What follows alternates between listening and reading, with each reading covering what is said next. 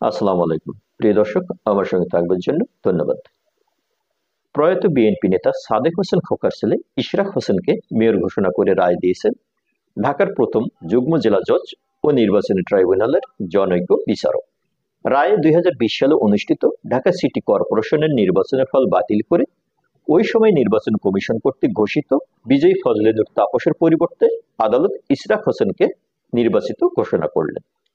যদিও আওয়ামী লীগ সরকারের আমলের অনিয়মে ভরা এবং ব্যাপক সমালোচিত সর্বশেষ নির্বাচিত নেতারা কেউই আর কোনো পদে বহাল নেই।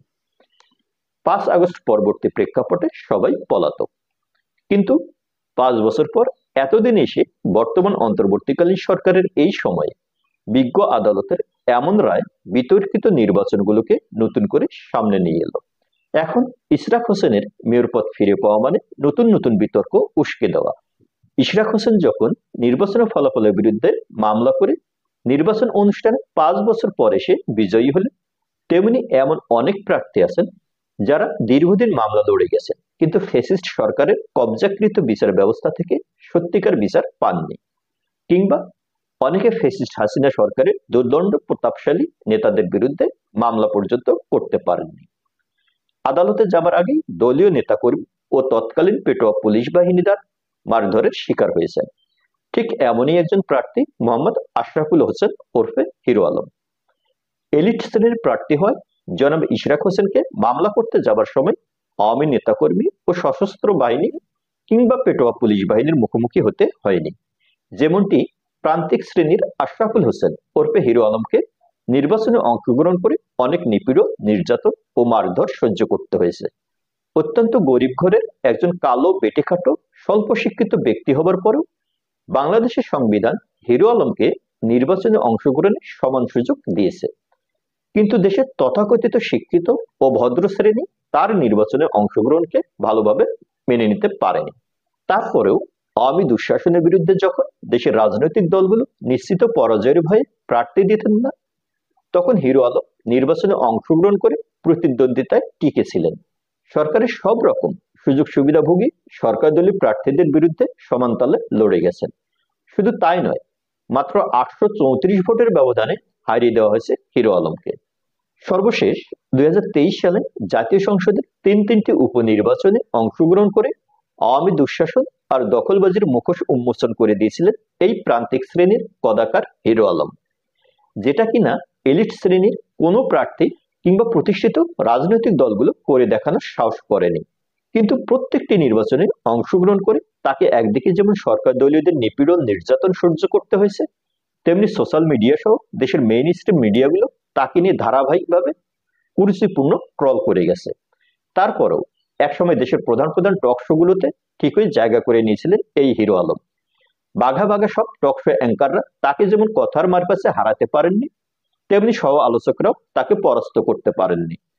অনেক উচ্চশিক্ষিত জ্ঞানীগুণী ব্যক্তিরা হিরো আলমের বিষয়ে কথা উঠলে নাক শীতকালেও তলে তলে তার যুক্তির কাছে মনে মনে হার মেনেছেন। এখন এই হিরো আলম 2023 সালে অংশ নেওয়া বগুড়া 4, বগুড়া 6 এবং ঢাকা 17 আসনের উপনির্বাচনে নিজেকে বিজয়ী ঘোষণার দাবি জানাচ্ছেন। তার যুক্তি, যেহেতু 5 বছর পর ঢাকা দক্ষিণের মেয়র প্রার্থী ইশরাক হোসেনকে আদালত বিজয়ী ঘোষণা করেছেন, তাই তিনিও 2023 সালে তার অংশগ্রহণ করা নির্বাচনগুলোতে বিজয়ী ছিলেন। তার বিজয়কে ইলেকশন ইঞ্জিনিয়ারিং করে সরকার ছিনতাই করেছে। প্রিয় দর্শক, ওইসব নির্বাচনে আসলে কি ঘটেছিল সেটা দেশবাসী সবাই দেখেছি। বিশেষ করে ঢাকা 17 আসনে মোহাম্মদ এ আরাফাত নাকানি চুবানি খেয়েছিলেন এই হিরো আলমের কাছে, এবং অনেক মিডিয়া ও নির্বাচন পর্যবেক্ষক মহলের মাধ্যমে জানা যায় ব্যাপক অনিয়ম ও ইলেকশন ইঞ্জিনিয়ারিং এর মাধ্যমে হারিয়ে দেওয়া হয় হিরো আলমকে। এছাড়া বগুড়া 4 আসনে আওয়ামী লীগ সমর্থিত নৌকার প্রার্থী AKM রেজাউল করিম তানসিনকে মাত্র 834 ভোটের ব্যবধানে বিজয়ী ঘোষণা করা হয়। এখানে দেখা যাচ্ছে ওই সময়ের বিজয়ী প্রার্থী তানসিনের সঙ্গে হিরো আলমের ভোটের ব্যবধান মাত্র 834টি।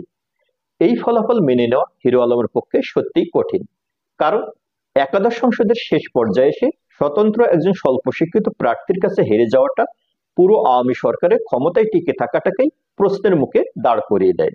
তাই ওই সময় ইলেকশন ইঞ্জিনিয়ারিং করে সরকার দলীয় প্রার্থীকে যে বিজয়ী করা হবে সেটা বলাই বাহুল্য। একইভাবে নিয়ম রক্ষার জন্য ছিল ঢাকা 17 আসনের উপনির্বাচন। যেখানে প্রার্থী ছিলেন শেখ হাসিনা ও সজীব ওয়াজেদ জয়ের খুব কাছের লোক আওয়ামী লীগের হেভিওয়েট প্রার্থী মোহাম্মদ এ আরাফাত, যিনি পরবর্তীতে তথ্য মন্ত্রণালয়ের মতো গুরুত্বপূর্ণ একটি মন্ত্রণালয়ের দায়িত্ব পেয়েছিলেন। এই রকম একজন প্রার্থীর বিরুদ্ধে হিরো আলমকে যে বিজয়ী দেখানো হবে না সেটাই স্বাভাবিক, এবং হয়েছেও ঠিক তাই।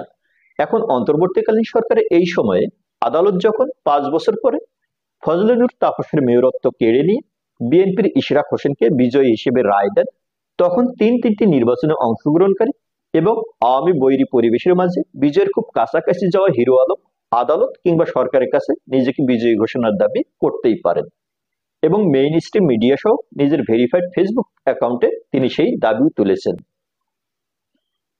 দর্শক, আসুন দেখা যাক হিরো আলম কি লিখেছেন তার ফেসবুক পোস্টে। তিনি লিখেছেন, যেহেতু ইশরাককে ঢাকা দক্ষিণ সিটির মেয়র ঘোষণা করা হয়েছে, হিরো আলমকে ঢাকা 17, বগুড়া 4 ও 6 আসনের এমপি পদ ফিরিয়ে দেওয়া হোক। আমি তো অনেক নির্যাতিত হয়েছি। পরে আরেকটি পোস্টে তিনি লিখেছেন, আওয়ামী লীগের আমলে অনেকেই বনে জঙ্গলে ঘুরেছে, সে সময় আমি নির্বাচন করেছি। ইশরাক যদি মেয়র হয় তাহলে আমাকে একদিনের জন্য হলেও এমপি দিতে হবে।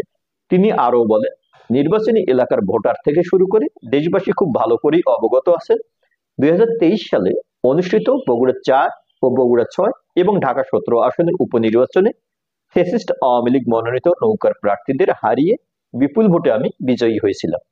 কিন্তু তৎকালীন আওয়ামী লীগ সরকার নির্বাচন কমিশনকে চাপ দিয়ে ফলাফল ছিনতাই করে শেখ হাসিনার আশীর্বাদ পুষ্ট প্রার্থীদের অবৈধভাবে বিজয়ী ঘোষণা করে।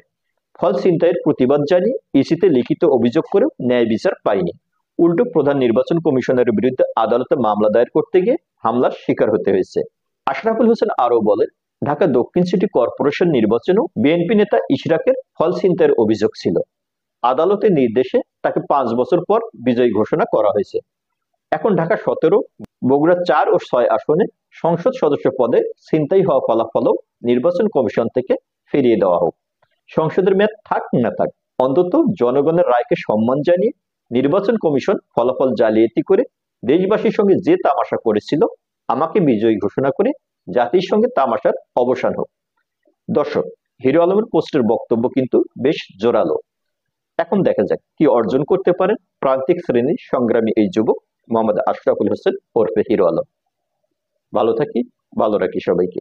ভালো লাগলে চ্যানেলটি সাবস্ক্রাইব করি। ধন্যবাদ।